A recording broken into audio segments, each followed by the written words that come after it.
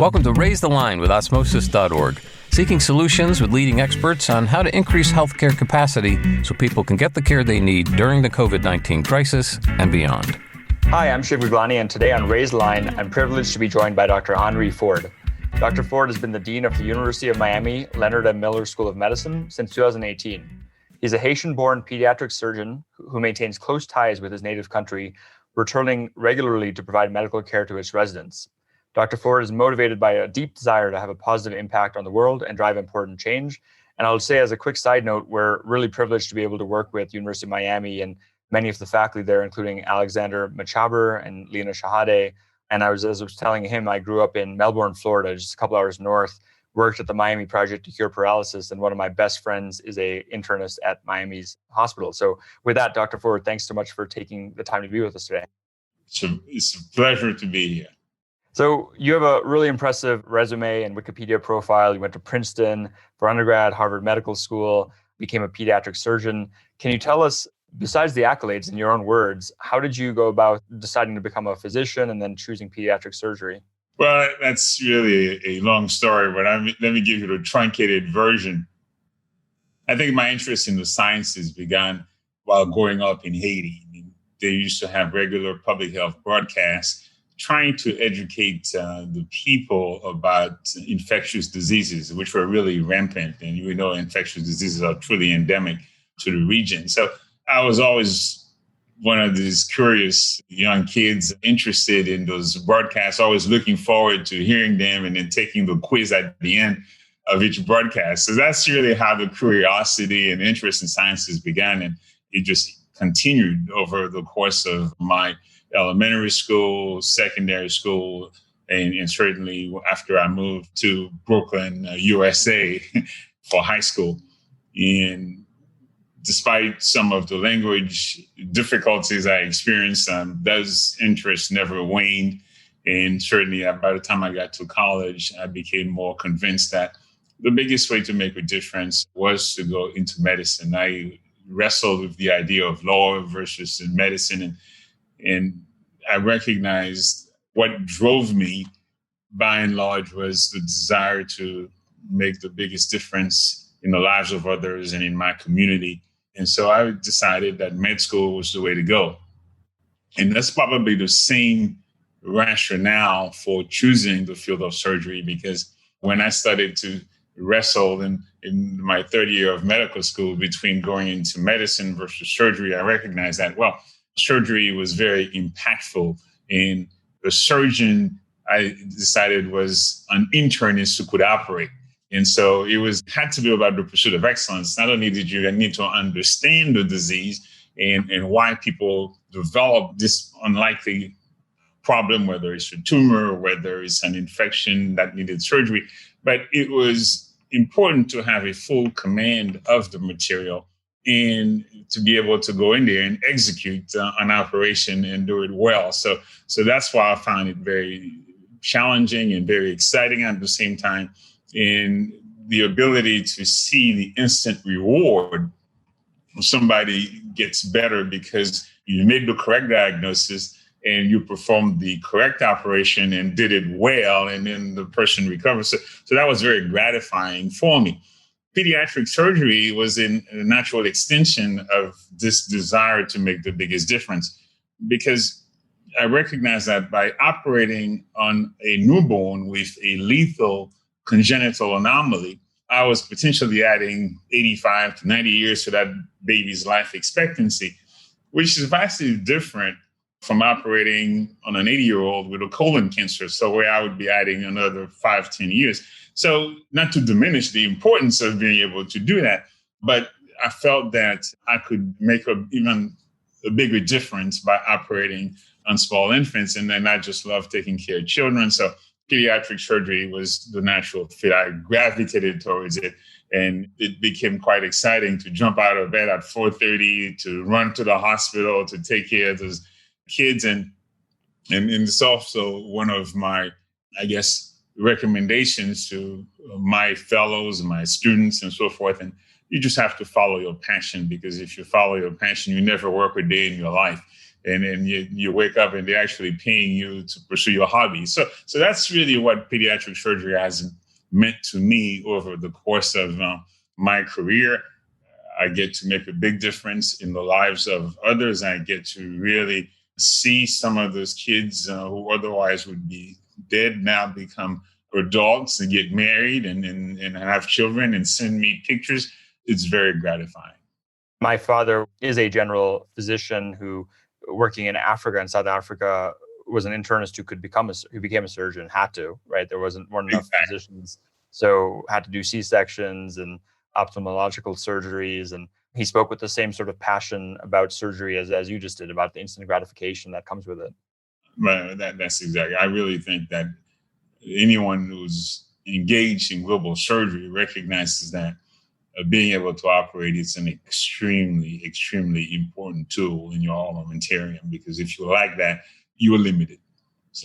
So can you tell us a bit more about your return to Haiti and the trips that you take there, regularity, and how you decided to start doing that? We'd love to hear more about that. And I'm sure you've brought over some residents and med students in the process too. Yeah, absolutely. To put it simply, to whom much is given, much is required. Look, I found myself at a particular phase. You heard about my emphasis on service, about trying to make the biggest difference in the lives of others in my community. At a relatively early age, I found myself the chief of surgery at one of the prominent children's hospitals. Back then, it was Children's Hospital of Pittsburgh. And then you say, when this happens to you, when you're barely, 40, 41, you say, okay, what comes next? Because this is something that you hope you would achieve towards the latter stage of your career. Do you just die or what happens? And I think it was around that time that I shifted from what I call the pursuit of excellence to the quest for significance. And it's really about how do I make even a bigger difference? What's my legacy going to be? On one dimension, this is where I started focusing a whole lot more on mentoring and teaching and developing the next generation of outstanding pediatric surgeons, pediatric surgeon scientists. But at the same time, I recognized that a place like Haiti needed my services. And, I was going back there periodically, but probably the biggest commitment came right after the Haiti earthquake. And there, I recognized it wasn't just about sending money. They needed my skills when bricks were falling and children and causing a whole lot of morbidity and deaths. It wasn't just enough to send money. It was a necessity for me to go out there as a pediatric surgeon with expertise in trauma and infectious diseases. My skills were needed. And certainly going back there, I recognized after 2 grueling weeks, I couldn't just simply abandon the country and say, mission accomplished, I'm satisfied, I rinsed my conscience. I recognized it was going to have to be really a commitment for the rest of my life, because the healthcare infrastructure there was just pitiful. And had there been one, a lot more lives would have been saved. A lot more people would have ended up without amputations and the extensive morbidity that we saw after the earthquake. And so to a large extent, I felt committed to help work to improve the healthcare infrastructure, especially in the domains that I feel I could be impactful, which was in the training of students, residents, and Haitian surgeons to handle newborn surgical emergencies in particular, because people were dying over there from really very pedestrian types of problems that we treat routinely in the United States, and for which the survival is almost 100%. But for a baby born in Haiti with those problems, it was a death sentence. And that was very, very troubling. And so I started going back pretty much on a consistent basis, working with the local surgeons at Hôpital Bernard-Merge in particular, but really going to just about multiple other places, because I didn't want to limit myself to just one location. So whether it was a state hospital, whether it was a hospital near Ballet, whether it was a children's hospital, wherever my services I felt were needed and could make a difference. So that's has been my North Star.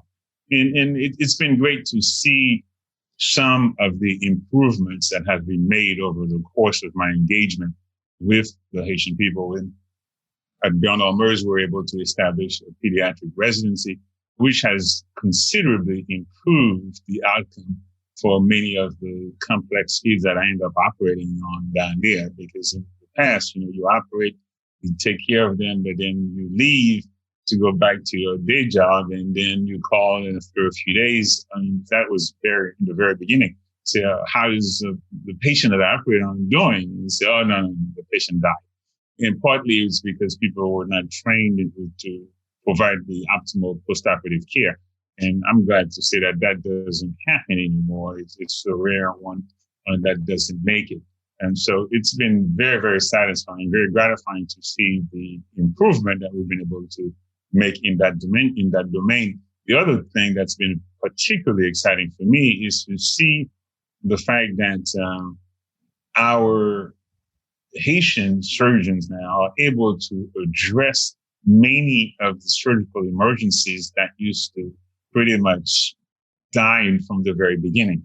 And they're doing this just like pediatric surgeons or other people working in children's hospitals in the country, in the U.S., would manage those patients with very, very good outcome.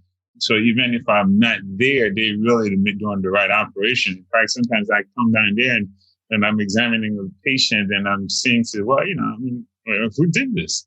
You say, oh yeah, we handled that. And so I just start smiling because it's so gratifying. So that's a wonderful thing.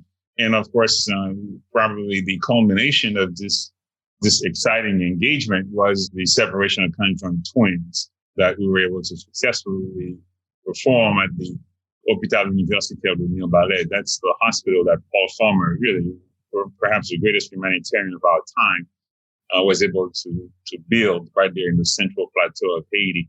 And I admire him for his vision, his commitment, his determination to bring about meaningful change. And because of him, we were able to do this right there, which was a first for Haiti and the Caribbean. And most importantly, to pull off such an audacious operation, defying all odds. It was just amazing. It was just amazing, and to do it well, because these children are thriving. They're almost 6 years old now. They'll be 6 years old just in a couple of weeks. So very, very exciting, and they're completely normal. Can't even tell. So that's incredible. I'm curious, did you overlap at all with Dr. Farmer when you were at HMS, or? No, actually, he started just after I graduated. But it's been great to meet him, connect with him, and really befriend him. So it's become my brother from another mother. That's great. When I was at undergrad there, I had a chance to get to know him a little, and we work with the UGHE, which is the new medical school in Rwanda set up by Partners in Health. So we provide them free access to online learning. But yeah, I couldn't agree more. It's the public and global health aspects are very inspiring. So switching gears, you started working in Haiti more earnestly after the earthquake, which has led to an amazing annual series of trips you take to improve the infrastructure there. We now in the US are obviously dealing with, and globally, a pandemic, once in a lifetime or once in multiple lifetime pandemic. As the dean of Miami's School of Medicine, I'm curious, I would love to hear your own story about how the school has adjusted to COVID-19, and what do you think some of the lasting changes will be for medical education as well as healthcare at Miami because of COVID? Wow, that's a big one.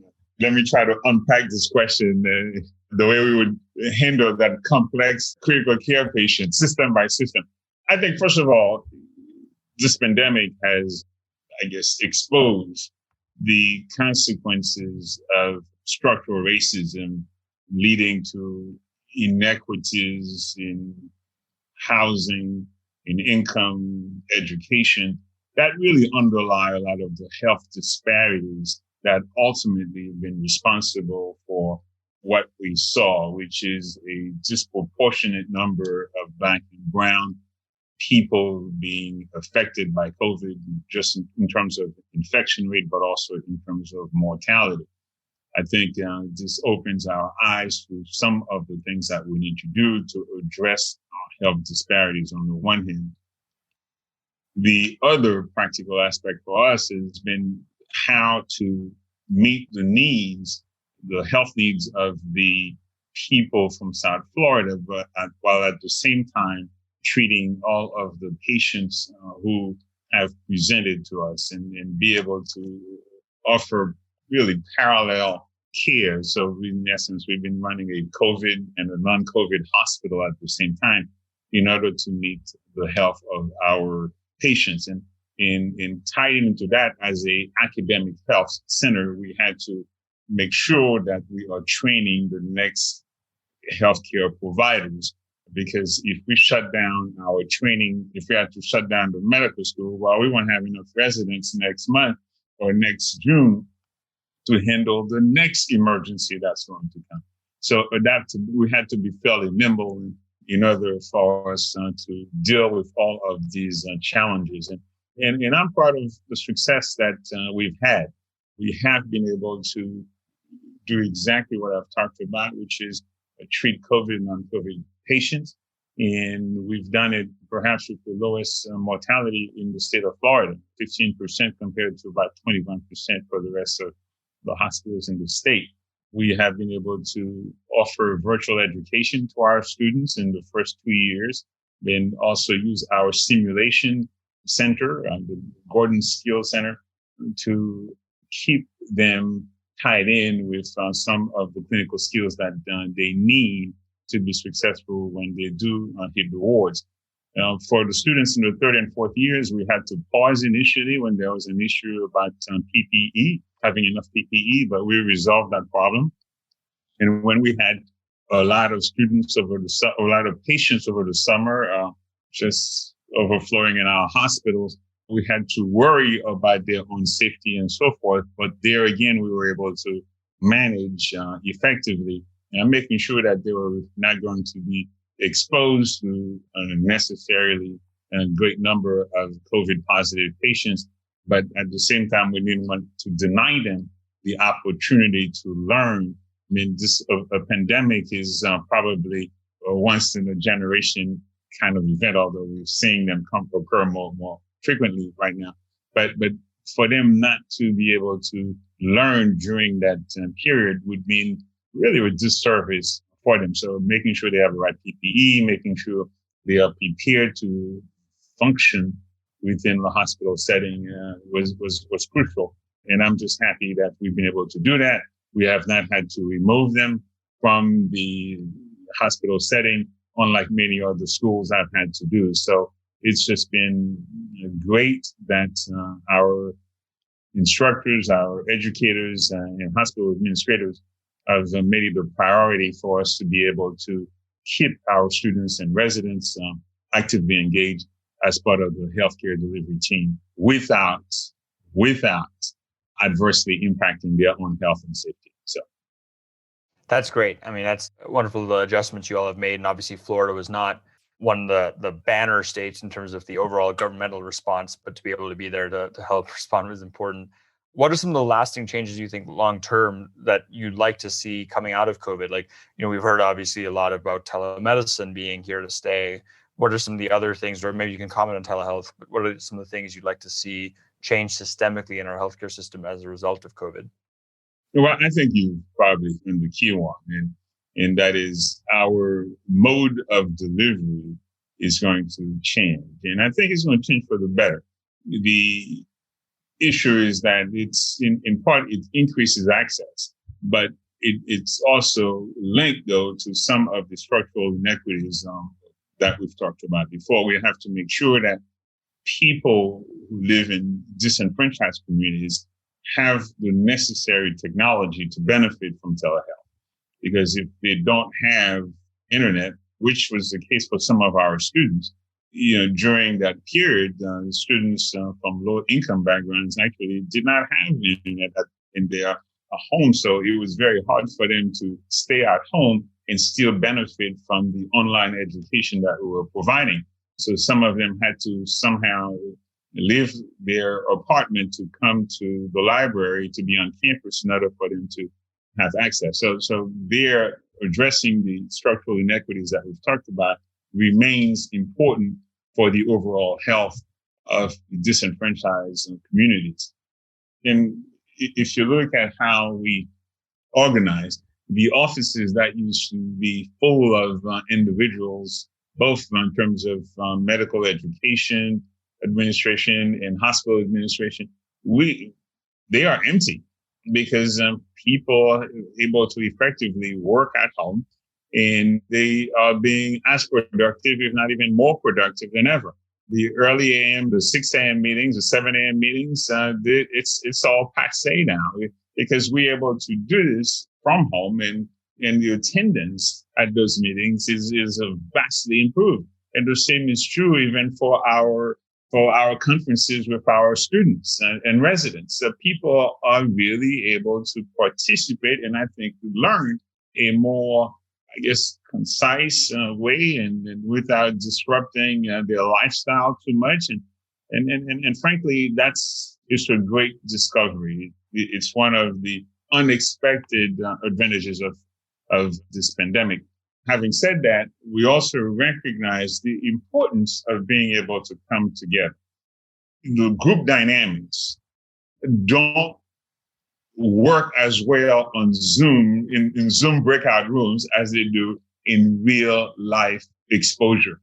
So we have had to modify our approach to create opportunities for especially students from the first year class to come together because you can solve problems better when you have a rapport with the students. But if it's all on Zoom, it's really problematic.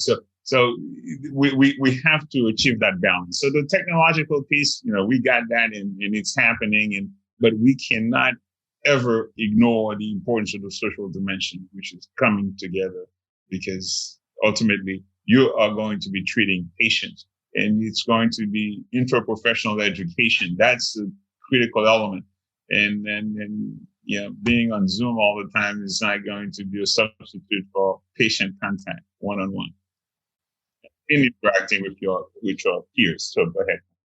Agreed. No, totally. I know we're coming up in time, so I had one last question for you, which is, what advice would you give to someone considering a career in healthcare today about meeting the challenges of the COVID pandemic and beyond? To me, it goes back to why we go into medicine, right? We do so because we want to make the biggest difference in the lives of others. We want to help humanity. And COVID is exhibit A in how we can be impactful. I know there were instances where people questioned the ethics of having to expose oneself to this virus in order to try to make someone else's life better. But that's really the essence of what we do in medicine. And whether it was people taking care of individuals with multi-drug resistant tuberculosis or those who were in the at the really beginning of the AIDS epidemic, who were risking their own lives. And that's what we do. But as long as we know we are pursuing our passion, then it becomes a non-issue. This is why I always remind everyone, as I mentioned before, find out what really excites you. Find out that discipline that seems to arouse your senses and makes all the juices flow. And if you pursue that discipline, then you will never work a day in your life. And it's always going to be about how do I practice my craft more effectively? How can I be even a greater source of comfort? How can I make a bigger difference in the lives of others? And to that extent, then you're going to have a very impactful career. Well, those are some inspirational words to end on. So with that, Dr. Ford, I'd like to really thank you for taking the time to be with us and more importantly, for the work you do to raise the line and improve healthcare capacity. Well, thank you. It's been an honor and a privilege to share with you. And with that, I'm Shiv Guglani. Thank you to our audience for checking out today's show. And remember to do your part to flatten the curve and raise the line, since we're all in this together. Take care.